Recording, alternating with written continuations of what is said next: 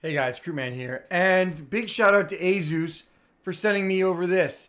They sent me over the RX 9070 XT Tuf Gaming Edition, and I am really excited about this review. This one is going to be a little bit different. You guys have seen plenty of 9070 XT reviews before, so I'm going to try to keep this one different. We're going to talk about the Tuf model itself, we're going to unbox it, and then I'm going to just tell you how I think about its feeling and its aesthetics, and then what we're going to do is we're going to do a Linux review. That's right. This review is going to be done strictly in Linux. We're going to do all of our game testing in Linux. I've been using this on Linux only. I haven't fired it up on Windows once for almost 3 weeks now. And I'm going to give you my overall opinion on its Linux usage. That's it. So if you like this video, please make sure you like and hit that sub button, as it helps me. And if you want to support my channel, please like and or use any of the links that I post on the channel. They don't cost you anything, but they help out the channel, and anything I make goes right back into it. So thanks again to Asus for sending me over this GPU, and I cannot wait to get this review going. So without further ado, let's get to it.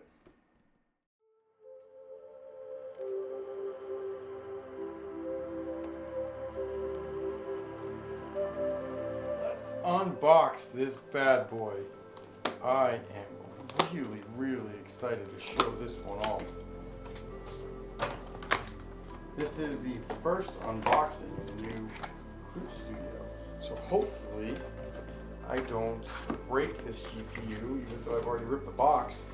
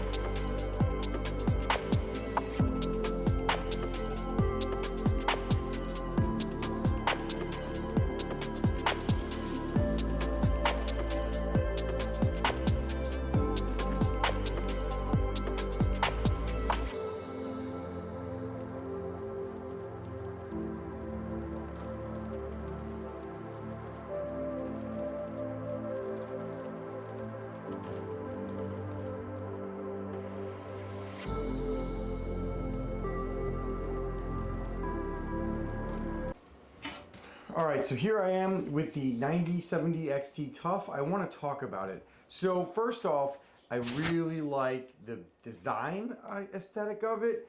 I like that the backplate's aluminum, and it feels good and it looks good. I think the important thing about the backplate is basically when you're going to see it in your computer like this, it definitely has like a premium feel, if you can see it right here. And the top part of it, it's plastic. I wish it was aluminum as well, but it's plastic. But that's fine because it does give you that solid aesthetic feel as far as looks go, and it definitely does not look like it's prone to fingerprints because it's not like a clear plastic. You know, like it's not a glossy plastic. It's more of like a matte finish. And then I want to talk about next. It has a dual BIOS over here. It's got quiet and performance settings, which is always good. Essentially for me too, that maybe allows me to flash an overclock, or if I want to mess with the BIOS, it gives me that option, which I do not recommend, but that's there if you care. Next, we've got 3 8-pins. I'd be remiss if I didn't talk about that. There's only one model. in the 9070 XT series, it has a 12 volt 2x6 cable.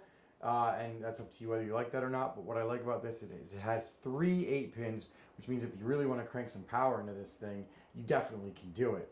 So other than that, the only RGB is the logo right here. So if you're an RGB minimalist, you can just turn that off in the software. I will say this, since this is a Linux review, I don't think you can turn that off in the software or control it in the software, as Linux and RGB don't really play nice. So that is something to consider, but I think it's just a small RGB and I don't really mind that.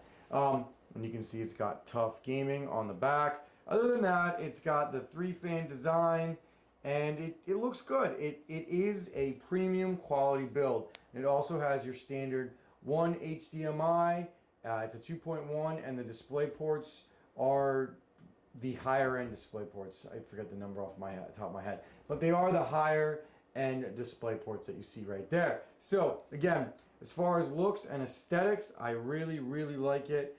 Now the only thing I will complain about is I wish that this was a 3-slot bracket and not a 2, but you know, this isn't like the Astro where there's a 2-slot bracket and it's like a big 4-slot card. So, and it's not that heavy either. Like, it's not really that heavy, but if it does matter, it does come with a display bracket, which I will not be using in my build, but if you want to use it, it does come with it. So, as far as looks and aesthetics, I think the Tuf 9070 XT is a win in my book.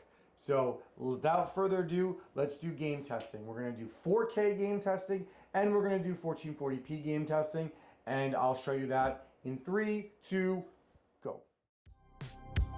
I just hope that someday someone would love me. But baby, I'm just a prisoner. This is what the shit is not right. I'm lost in the sea, I'm drowning so deep. I'm just a prisoner. This is what the shit is not right.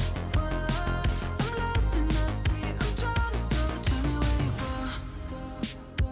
'Cause your echo is screaming out, it's so dangerous. When you get lost in the crowd, it's hard to escape it. We should embrace it. When we're changing up our hearts, feels like we're fading into containment. And I'm locked behind these bars. But baby, I'm just a prisoner. This is what the shit is not right. I'm lost in your sea, I'm trying to break free. I'm just a prisoner. This is what the shit is not right. I'm lost in the sea, I'm drowning so deep. When I'm looking in your eyes, I'm getting so drawn in. Are you wearing a disguise just to hide your sin? Will you save me from the lockdown? So let me escape it tonight. But baby, I'm just a prisoner. This is what the shit is not right. I'm lost in the sea, I'm drowning so deep. I'm just a prisoner. This is what the shit is not right.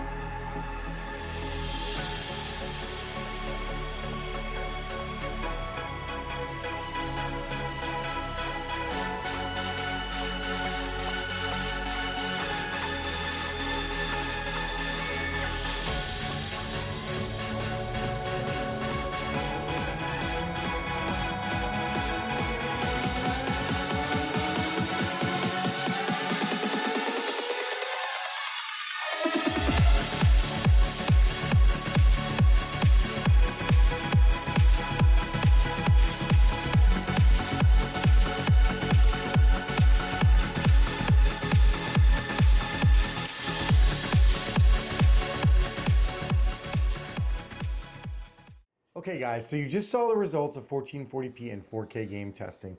Let me give you some opinions about it.